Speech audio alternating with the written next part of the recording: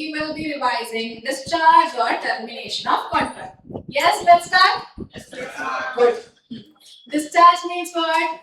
The contract comes to an end. That means what? The rights and liabilities of the parties comes to an end. This is discharge of contract.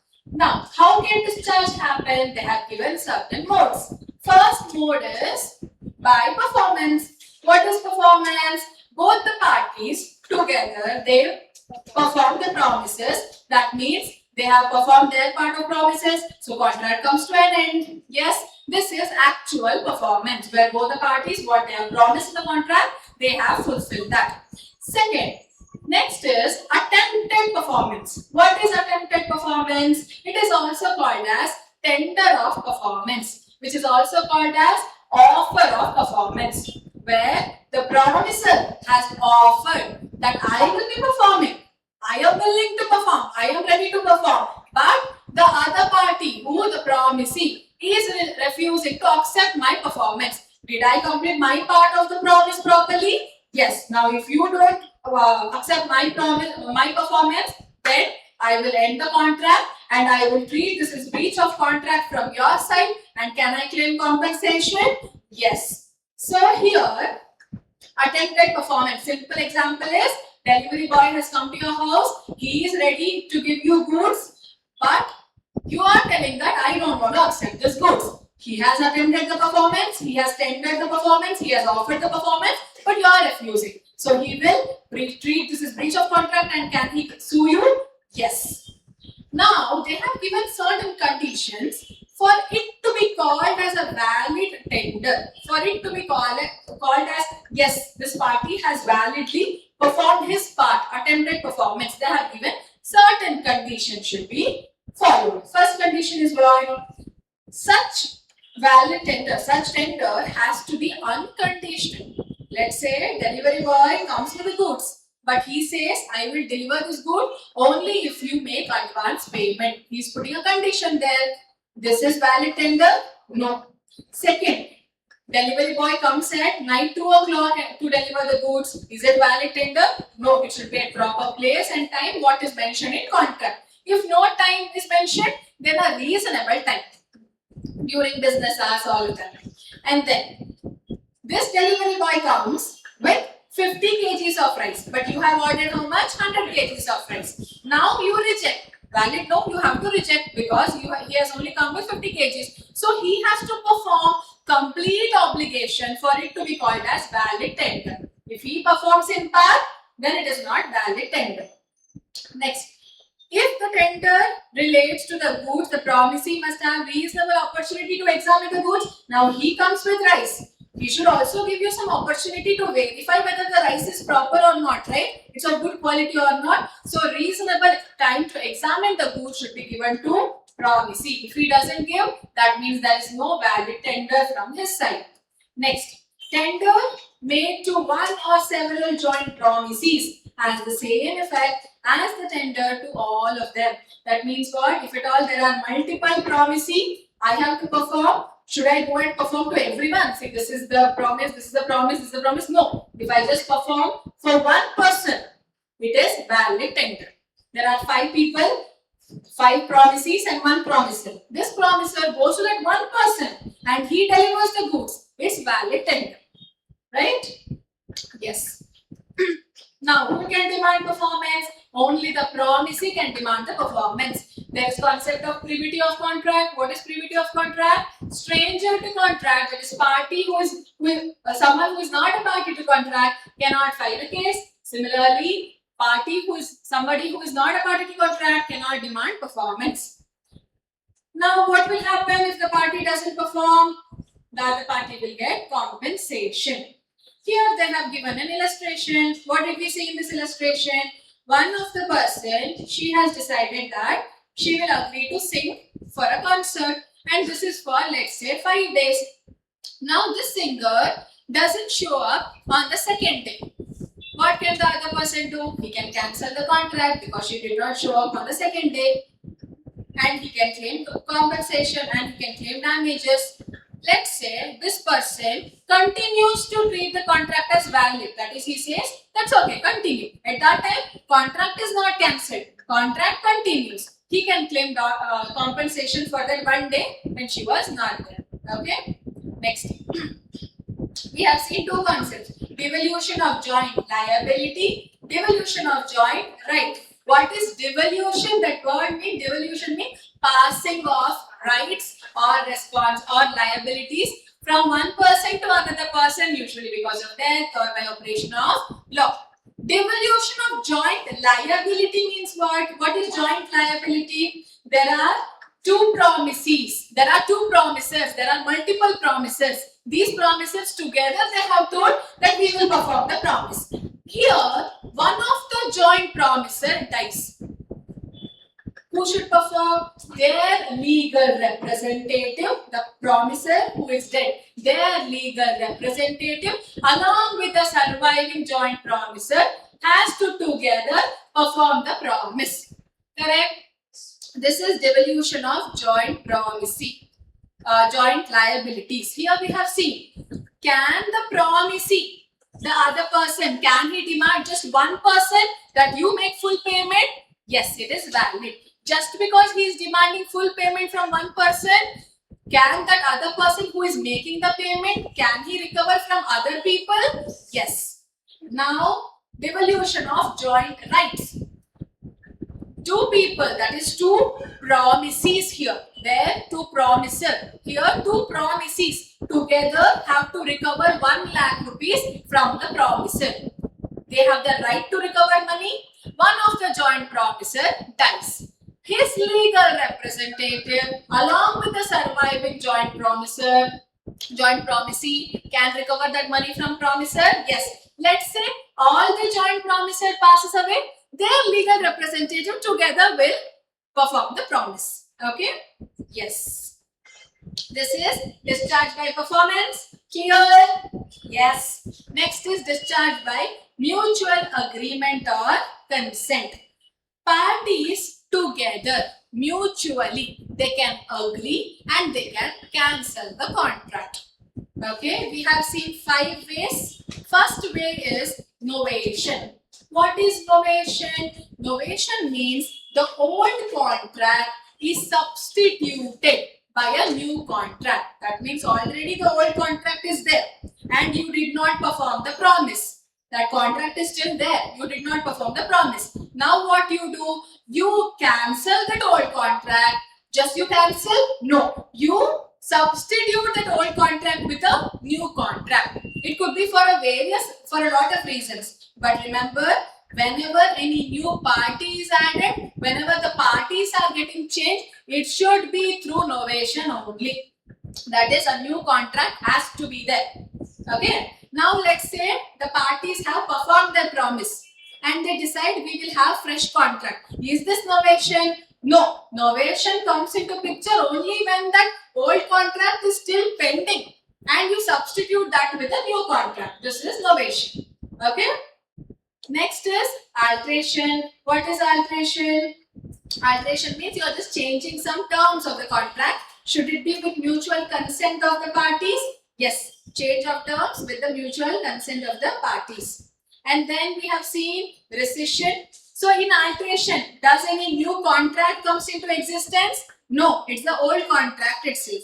What is rescission?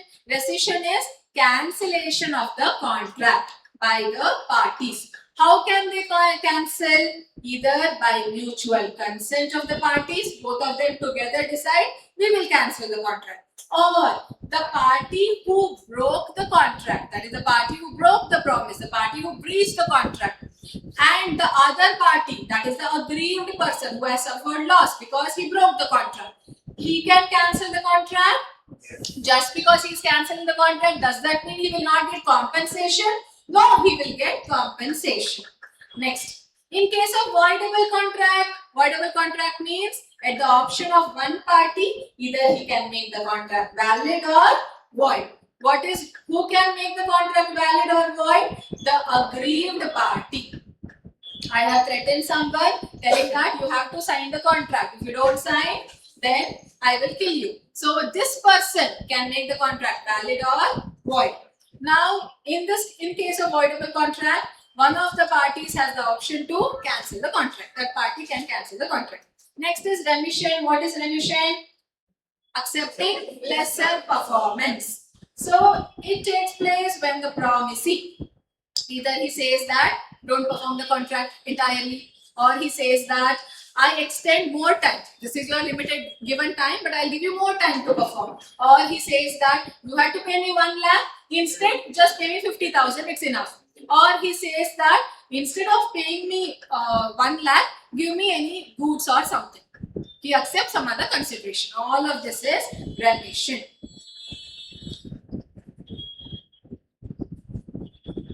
Next is waiver. Waiver is voluntarily giving up the right. I voluntarily say you need not perform the promise. This is also waiver. So second is done, that is discharge by mutual consent. Clear? Next, discharge by lapse of time. Lapse of time, what is it you have to remember? Limitation Act. Now today a person owes money and he has to pay on the due date. From the due date, as per limitation period, how much time he has? 3 years. Within 3 years, he has to file the case. Let's say this creditor doesn't file the case within 3 years. Now 3 years is lapsed. Can he go to again court and recover the money? No. So contract is discharged. Contract comes to an end because of lapse of time. Next, discharge by operation of law. Not because of contract. Because the law says now the contract comes to an end. In which all cases? First, one of the party changes some very important important terms of the contract. That is material alteration. Material alteration means not some small correction. Some very important material fact that is only changed by one of the party without taking approval of the other party. This is material alteration. So operation of law says, by law says, contract comes to an end. Next, by merger. What did we see here? Merger. One person's inferior rights gets merged with the superior rights. Example, now let's say that there is a person and this person is a tenant. He has to pay rent. He has to pay rent to landlord. This is the contract between the tenant and landlord. Now, this tenant purchases that building from the landlord. Is he a tenant anymore? Now he is the owner. Should he pay rent? No. His inferior rights. His inferior right was paying rent. Superior right who had? Landlord. So now his inferior right got merged with the superior right as he has become the owner. So his old contract to pay rent, he need not pay. That comes to an end. Next is insolvency. What did we see? Who is an insolvent? The person who is unable to pay his debt. Now when a person has reached the stage of insolvency and there is insolvency proceedings going on against him, who sits above him? Official assignee or official receiver. This official receiver manages all the properties of the insolvency of the insolvent person. So now this property is taken care by official receiver. Can this insolvent person do anything against the official receiver? No. So if he had any arrangement to sell his property and all, that gets terminated. By death of the party, contract is terminated. But here you have to remember 2 points. If at all personal skill is involved, at that time promiser should only perform. Personal skill means now I am teaching. That is a personal skill. A person is painting. That has to perform by the promiser only. But if at all no personal skill is involved, either his agent or his legal representative, anybody can perform that. Right? Next, what did we see? Come on guys, come on. Next is discharge by impossibility or frustration. This is what did I say? Impossibility can happen in 2 stages. Initially or subsequently. Initial impossibility means what? When the time of the contract, at that time only the performance is impossible. I tell you that you have to touch moon and come. Performance is impossible from the beginning. So this is initial impossibility. Such contracts are only void. They are void from the beginning. Void ab initio. Now, it can also happen that contract is valid when I entered into contract, but later it became impossible subsequently. In the middle, it became impossible. Example, your rice example, where initially I entered into contract that I have to deliver 100 kgs of rice. At that time, it's a valid contract. But in the middle, it became impossible. How? Because the godown in which the rice was kept, that caught fire. It has become impossible now because rice is only not there. This is subsequent impossibility. Subsequent impossibility, there are multiple names we saw. Supervening impossibility, post-contractual impossibility, and also doctrine of frustration. Clear? So because of impossibility, also contract gets terminated. Now, just because the party says it is difficult to perform, is it subsequent impossibility? No. That means what example? Now today A has contracted that he will sell cement. For that he has to transport the cement. Tomorrow he gets to know that suddenly transport charges got increased. Just because charges got increased, can he say that no, it's impossible, I can't perform? No. Now the next point is commercial impossibility. What is commercial impossibility? Today I thought this contract will give me lot of profit in the future. But tomorrow I get to know that this contract will give me loss.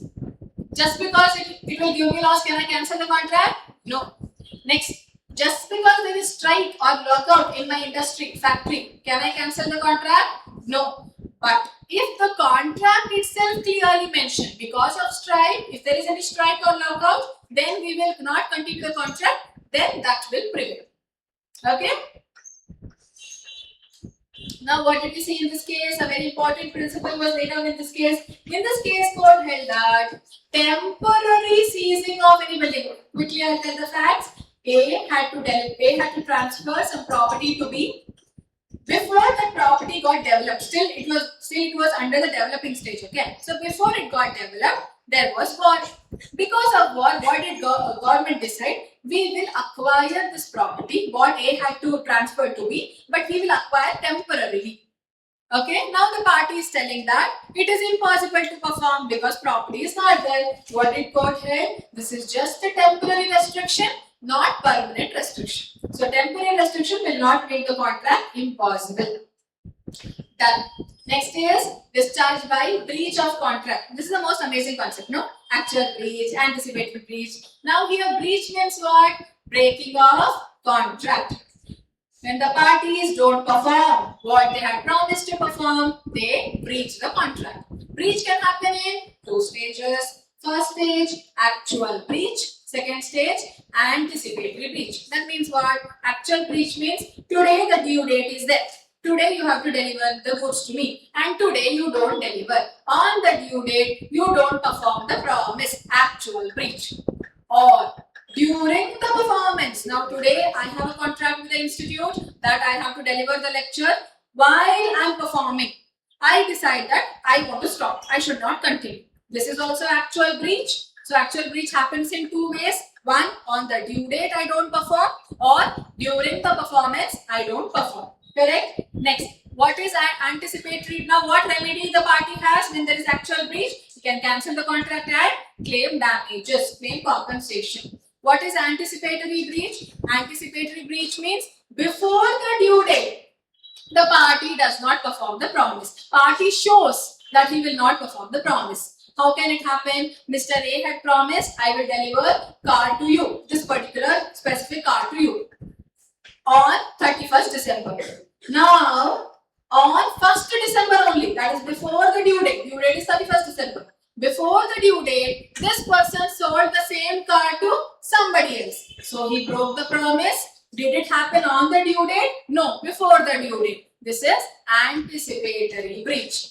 But before the due date, when he doesn't perform the promise, what option the other party has? He can cancel the contract immediately and claim damages. But this person, if he waits until the due date to check whether he will perform or not, at that time, he will also take the burden of what? Risk of subsequent impossibility. I'll just give one example for this. Mr. A promised that he will be giving specific car to be. Now on 31st December. On 1st December, what did he do? He sold the same car to somebody else. Now what two options this Mr. B has? He can either immediately, that is on 1st December, cancel the contract, claim the damages, or he can wait until 31st December and see whether he will really deliver the car to me or not. But during that 1st December to 31st December, what if that car catches fire? At that time, car is only not there. So it became impossible. At that time, he can neither cancel the contract nor claim damages because contract has become void. Okay? And then that's all. This is your discharge of contract. Yes? Clear with this concept? Yes. Done with quick revision? Okay. Thank you.